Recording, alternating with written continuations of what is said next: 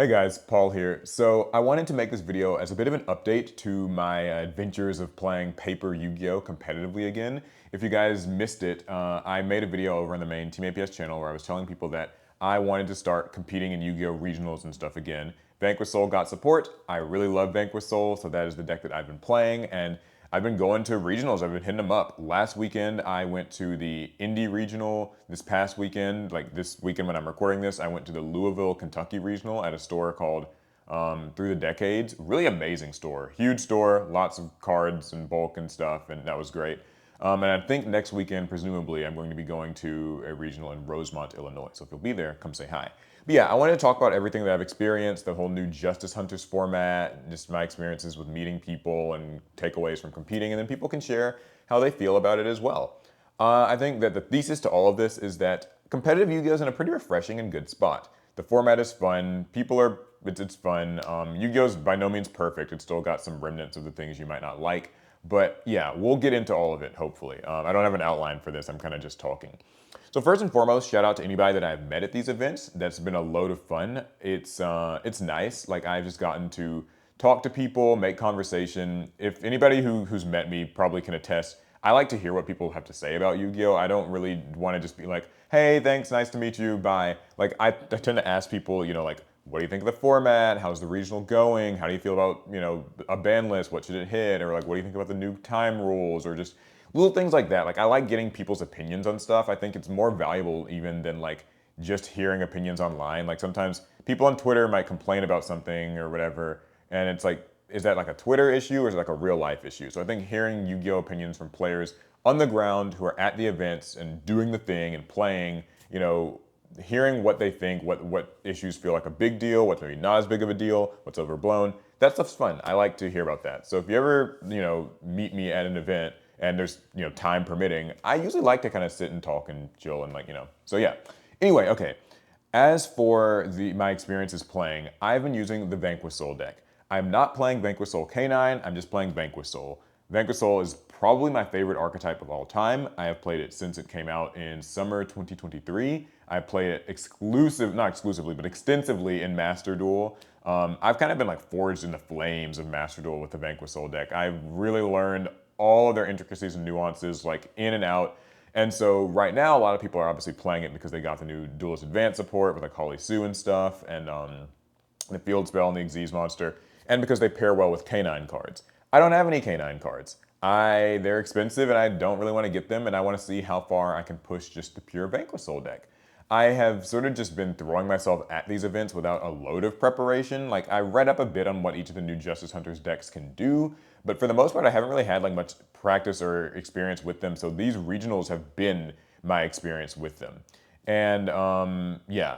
So with all that in mind, I wanted to talk, I guess, quickly about each of the Justice Hunters decks and then just Justice Hunters as a whole. So actually we'll start with Justice Hunters as a whole. This set's cool, this past set, because it's another deck builder set, and I've noticed that the trend in the last few years has been that the deck builder sets actually tend to kind of be the big meta defining sets. We're not getting as many like powerful sets in core, like, as powerful archetypes in core sets anymore. Like there have been plenty, like Tear Limits came from that, Kashtira came from that, Snake Eye came from that.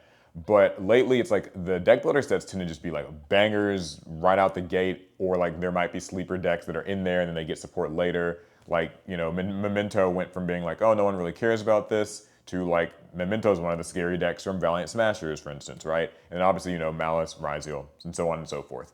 So yeah, the thing about the Justice Hunters decks is that they also have managed to sort of power creep and move the meta along in a way where it doesn't actually feel like Konami needs a ban list to hit many things right now. I hope to maybe talk a little bit about the ban list towards the end if I remember to. But yeah, like mostly I think people are just playing these new decks because they impact the meta and they're certainly worth considering, but also just because they're shiny and they're new and they're interesting. All the decks are very resilient. A lot of decks now have ways of playing in the opponent's turn, or turn zero as people like to call it. And I think that actually changes the dynamic of a lot of different things. I think one of the biggest takeaways that I've had is that finally Yu-Gi-Oh does not feel like a game where the die roll or coin flip or whatever you want to call it is a complete death sentence. The games are not necessarily decided by going first or second. I don't remember how my coin flips went at the Indie Regional last weekend, but just yesterday, I lost almost all of my coin flips. I think out of 8 rounds yesterday, I won like 2 coin flips, but I still ended up, managing to top and get not top, but to get my invite. I want to top the next regional I play at, or at some point eventually soon. That'd be nice. But yeah, I was able to see success without really winning coin flips and stuff. And I think that's cool because that addresses just a big issue Yu-Gi-Oh's had, which is like, okay, you lose the die roll, they go first, they combo off, you can't do anything if you didn't draw hand traps or if you didn't draw board breakers. Now, because you can oftentimes play in your opponent's turn with your own in-engine cards, it makes duels feel a little bit more fair and a little bit more dynamic, and it changes the nature of hand traps themselves. Like suddenly, I feel like cards like Molcharmies they don't feel like, don't get me wrong, Molcharmies are very good cards. And you can argue as to whether or not they're like too good or whatever, because they're sort of based on Maxi. I think they're fine. They're pretty effective cards. But the thing I've noticed is that like if you are playing on turn 0, like let's say I'm going first and you're going second. So on my first turn, if there's still a way for you to like summon stuff from your engine and like get things moving, it actually suddenly makes hand traps feel a little bit less impactful. Because a card like Droll Lockbird, do I want to use a Droll Lockbird on my first turn against your like engine that's sort of starting to like search and stuff like that? Not really sure. It sort of makes a card like Droll Lockbird not like really as effective. Or it makes things like Infinite Impermanence a little bit tougher to use at all because like when I'm going first, if I'm main decking a card like Infinite Impermanence, I won't really be able to use it against your Holly Sue because I'll have cards in the field, or against like your K9 Izuna or something like that. So just some things to think about. I think that the whole like turn 0 meta balances a lot of hand traps a little bit more. I don't think it's perfect. I know people still don't like cards like Droll Lockbird or whatever, but I've certainly found them to feel slightly diminished and a little bit more balanced and more like risk reward in terms of how many you want to play. So hopefully that serves a purpose, like that does a good job of balancing that out. Also, all the decks in Justice Hunters are very resilient decks. They kind of get to just, they reset cards a lot. They kind of recoup advantage a lot. So duels can be really interactive, and I think that's nice. As for the decks individually, Yummy is probably the most popular as like the standalone deck from that set. It's interesting because Yummy is a very slippery, tricky, resilient deck. It can sort of push through a lot of your common interruptions, like an Infinite Impermanence, for instance, or an Ash Blossom's not usually going to be enough to stop them, but that's nothing new in Yu-Gi-Oh! It's kind of been that way for a few years now. But also because all their synchro monsters can run away and summon to Yummy's back, or because like Yummy Snatchy can, chain to your effects and like dodge things and stuff like that, it's very tough to actually ever hit a Yummy deck with like any targeted removal. And typically the only way that you're going to get around them outside of using just a complete floodgate sort of blowout card is with careful types of like non-targeting removal or maybe board wipes. I found Nibiru can still be pretty effective against them, stuff like that. I don't find the Yummy deck is actually all that powerful though. It's not really one of these decks that's making loads of negates that it's going to stop you with. It's just going to kind of like poke at you with disruptions. Like they have ways to pop cards, they have ways to like flip 2 monsters face down. I'm not remembering the individual names and effects of these Yummy cards, but if you play the deck, you'll know. So stuff like that, they can make like Herald of the Arclight as like an Omni negate sort of thing, but like generally speaking, I don't think that the Yummy deck succeeds because of it being like this super high-powered, overwhelming meta deck. I think it's just because it's a resilient deck. One interesting thing about it is that it's a deck that can largely ignore the existence of the K9 cards, which I'll talk about in a second, because the Yummy monsters, none of them actually activate in the graveyard or in the hand, so it kind of cuts out Izuna and a lot of that stuff. So that's neat. It's kind of interesting. They will oftentimes run like Dominus Purge and Song of the Dominators and maybe Infinite Impermanence as their hand trap lineup, and that way they're not even using cards like Ash Blossom or Molcharmies or anything like that. So it's an interesting look at like a top tier deck, one that's designed with a fairly low power level, but just with a lot of resiliency. Next up, I wanted to talk about K9s. They are, a lot of people are using them. Obviously, the Vanquish Soul K9 deck seems to be maybe the most popular deck played right now. Again, I'm not playing it because I don't have the cards, but yeah, K9s are cool. They punish the use of hand traps. That's another thing that kind of, if you're one of those people who hates the existence of hand traps or hates like the formats where people are playing 20 of them, well, introducing K9s, that's kind of a bit of a check to that. It's funny because effectively Izuna is almost a hand trap in and of itself, if you want to look at it a certain way. But yeah, they punish your opponent for using effects in the hand or even in the grave, and a lot of decks have to respect that. It makes it harder to use hand traps. It's why I think Yummy does so well, is because it kind of gets to dodge canines a lot. I've seen canines obviously played with Vanquish Soul, but also there's like a Crystron canine deck that's pretty popular. Some people just tech canines into other things, Draco Tail or whatever. And so, yeah, I think the canine cards are neat. I think that them bringing back rank 5 Xyz in general into the game has been a really cool thing. And maybe I'll get the cards soon and be able to play them. It's mostly used as an engine and not as a pure deck, but I'm sure there could be someone who can maybe see some success with like a pure canine deck. Who's to say? And then finally there's Draco Tail, which has been the least popular of the decks. I hadn't even played against it once until this past weekend where I finally played against a Draco Tail deck, and it's pretty scary too, actually. I mean, like, they have an array of fusions they can make. They've got a way to do quick effect like fusion monsters, like fusion summoning in your own turn. It's a very resilient deck. It just constantly gets advantage out. Like, I feel like once it's moving, it's a very hard deck to stop, and it can just kind of resist and control. And like, I don't think that in terms of power level, it's by any means beneath the other two. I think it's just a little bit more linear, and so maybe that's why it's not quite as popular. So yeah, that's basically it. I like all three of those decks just fine. They're very cool. I think that if anybody wanted to get into Yu-Gi-Oh right now and play any of those three decks, you can't really go wrong with them. I think they're all really great. As for playing with the Vanquish Soul deck myself, so like I said, I've been really forged in the flames of Vanquish Soul. I've played it for a long time. Something I've noticed in a lot of my rounds and across these events is many people are picking up Vanquish Soul for the first time, and so like they know that Holly Sue is good, and they know kind of the basics of like stuff like Heavy Borger, Caesar Valius, Rosin. But I have noticed a lot of people like don't know the small intricacies of Vanquish Soul, and I kind of pride myself in knowing those things and being really familiar with them, extracting the most value out of all of my Vanquish Souls and all their little effects that people don't always think about.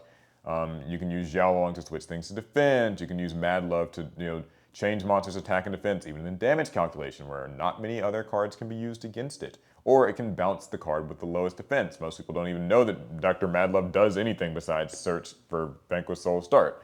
So, yeah, I even use Vanquish Soul Dust Devil, the quick play spell that most of the time you're not going to really see people running, especially not in the Vanquish Soul K9 deck. And so people will look at that and they'll be like, what the hell does this card do? And it's kind of fun to catch people off guard with those little things.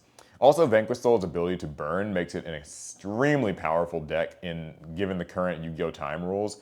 I actually think that, and I've talked to a lot of judges and other players about this, I think that the existence of more and more in-archetype burn strategies and life point gain things and stuff in being introduced to the game is why they're having to change the current end-of-match procedures or like time rules. Because cheesing your opponent with burn in game 3 is just, it's really rude. And if you're playing Vanquish Soul, I swear it almost feels like cheating. Like, it's just, Vanquish Soul can inflict damage so easily. If you're going into a game 3 scenario with just like a couple minutes left and you're only going to have one phase, it's just Vanquish Soul burn people a lot. Heavy Borger can burn on both turns really fast. Snow Devil is a burn. Like, you can always use these effects in sort of whatever like phase you happen to end the game in. So it's kind of rude, and I think that changing the time rules is probably partly because of that and maybe whatever other reasons Konami has. It's not to say that I love the new time rules, but we'll see how they go, right? Like, I'm curious. After talking to people, just speaking about those, online I know that people hated these new time rules and they're like, it's gonna suck. Everyone's gonna like, just go in and kamikaze stuff and just spitefully drag everybody down and get all these double losses. And I do think the double loss is harsh, but after playing in the regionals that I've played in, I actually don't know if it'll be like as big of a deal as people are making it out to be. But only time will tell. Who knows? So there is that. Let's see. Is there anything else I wanted to talk about? I think that the ban list that we're probably going to be getting in early September, like just after Worlds, or maybe at Worlds. I think it'll probably be like a little after Worlds. I don't know that like there's any cards I think absolutely must go. I know a lot of people want Paradise Smasher banned. It's interesting because I don't find Paradise Smasher to be nearly as obscene as I think many people do. Don't get me wrong, it can certainly like turn skip people and kind of like cheese a bad or negative matchup in your favor as long as you go first, make a smasher, and just skip their turn.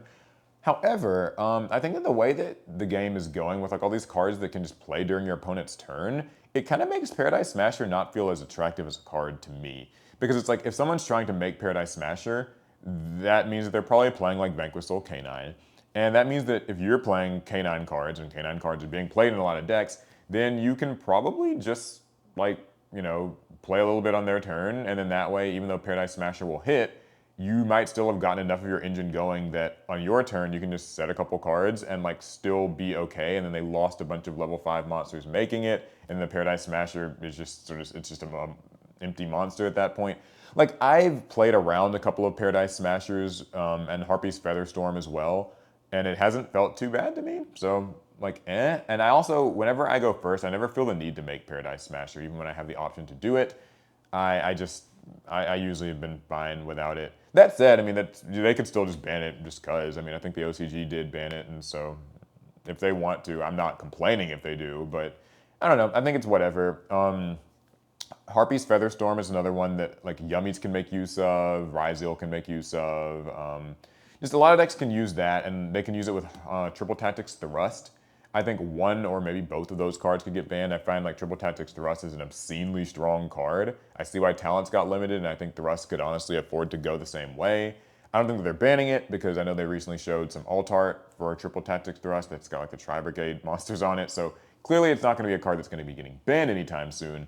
But it is a really strong card, and like Thrust to set, Featherstorm or Dimensional Barrier, it's a rude blowout, and I think that given how much Justice Hunters is balancing the game and making it more interactive and kind of making decks play for longevity and control, it means that having those few little turn skip cards finally kind of get out of the way, or the stacky cards like that, would be nice. I think they would improve quality of life. And that actually reminds me of the last thing that I think I wanted to talk about, which is that while I find this format can be it's interactive and fun, and some would say very skill expressive, and that's great, I do think that it is hard to keep up with game states right now in Yu-Gi-Oh! Like, deathly hard. So many decks playing in each other's turns and like constantly resolving chains. It's like kind of tough to find an open game state. Turns can take a long time. It's a lot to keep up with, a lot to like mentally stack up and juggle. And I think that means that it rewards people who have studied a lot and kind of examined game states a lot. I don't think it's enough now to just know, oh, here's where you hand trap this deck or whatever, or like here's how you break this board. It's more like, how do you like tango with people when they're playing in your turn or vice versa? And like, do you remember all the little small stipulations on things? Because every deck's got plenty of them. There are so many things that like some monsters can only actually work in your opponent's turn. Some monsters can like only work on your turn. Something that came up a lot was like Canine Lupus, where somebody tried to use its effect to do a quick Xyz summon when it was their turn, but it can only use that effect during the opponent's turn. So like that came up as a thing.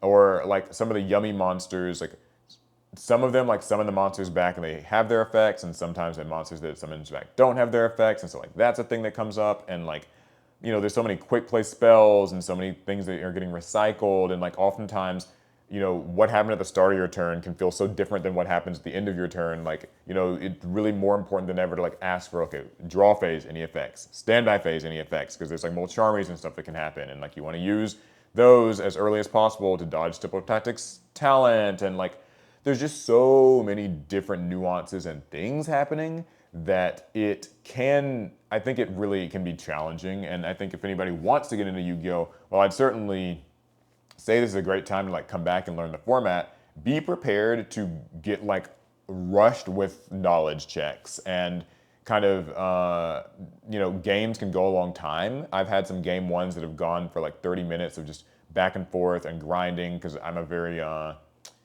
defiant, kind of stubborn guy. I don't like to scoop if I think that I can win a game, and I usually end up winning those games. So it's been nice, but like I think that can be a thing to just keep in mind. You're gonna have to study. I think you get rewarded for studying and being able to like identify game states, but I think it's a lot harder now than just like checking hands and assuming that just sort of decides the game, because it's just not that easy anymore. And that can also take a toll on the timer, so make sure that you're keeping that in mind as well. Make sure you can play fast.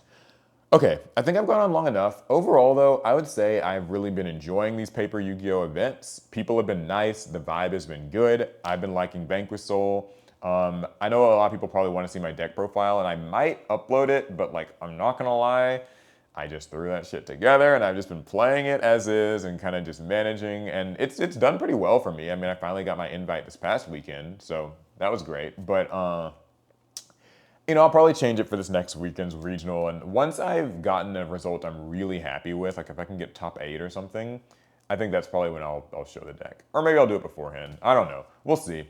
But yeah, cool. So like I said, next weekend you can expect to maybe see me at the Rosemont, Illinois regional if you're going to be there. And I'd love for you to say hi. I will continue to go to these events until my competitive fire runs out. And we'll see what happens after that. Cool, okay, let me know in the comments for anybody else who's been playing Paper, who is interested in playing Paper. What are your thoughts? What are your concerns? What have you been enjoying or not? What do you want to see on the ban list? What do you think of the time rules? What do you think of the state of Yu-Gi-Oh right now? Okay, it's gonna be it. I'll see you guys in the next one. Fast turn.